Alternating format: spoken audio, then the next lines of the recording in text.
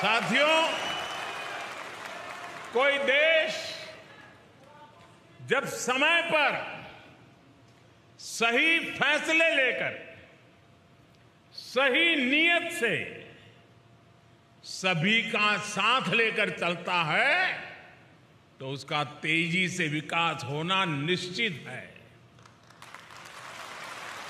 आप सभी इस बात से परिचित हैं कि पिछली शताब्दी में तीसरी औद्योगिक क्रांति का जर्मनी और अन्य देशों ने कितना लाभ उठाया।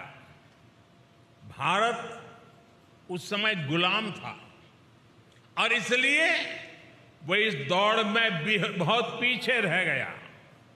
लेकिन आज 21वीं सदी का भारत चौथी औद्योगिक क्रांति में इंडस्ट्री 4.0 में पीछे रहने वालों में नहीं बल्कि इस औद्योगिक क्रांति का नेतृत्व करने वालों में से एक है। इंफॉर्मेशन टेक्नोलॉजी में, डिजिटल टेक्नोलॉजी में भारत अपना परचम लहरा रहा है।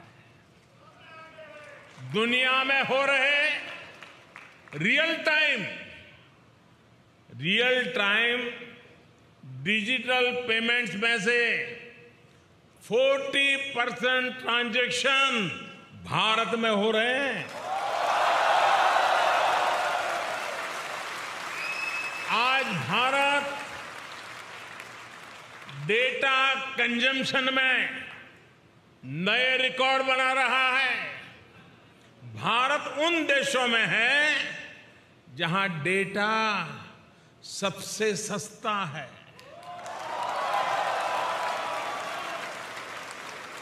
इक्कीसवीं सदी के नए भारत में लोग जितनी तेजी से नई टेक्नोलॉजी अपना रहे हैं, वो किसी को भी हैरान कर सकती है।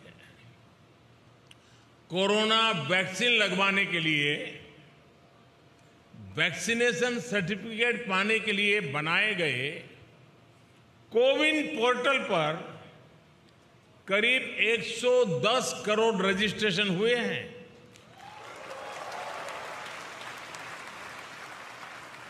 कोरोना संक्रमण की ट्रैकिंग के लिए बनाए गए एक विशेष ऐप आरोग्य सेतु से आज करीब 22 करोड़ भारतीय जुड़े हुए हैं। सरकार द्वारा खरीदारी करने के लिए बनाए गए गवर्नमेंट ई मार्केट प्लेस यानी जेम से करीब 50 लाख विक्रेता सेलर्स जुड़े हुए हैं। आज 12 से 15 लाख भारतीय ट्रेन से आने जाने के लिए हर रोज 12 से 15 लाख टिकट ऑनलाइन बुक करा रहे हैं। आज भारत में ड्रोन टेक्नोलॉजी का जिस तरह इस्तेमाल हो रहा है वो अभूतपूर्व है। आप जानकर के हैरान रह जाएंगे कि अब देश के अनेक क्षेत्रों में ड्रोन से फर्टिलाइजर को छिड़काव होने लगा है। भारत में सरकार ने एक योजना शुरू की है, स्वामित्व योजना।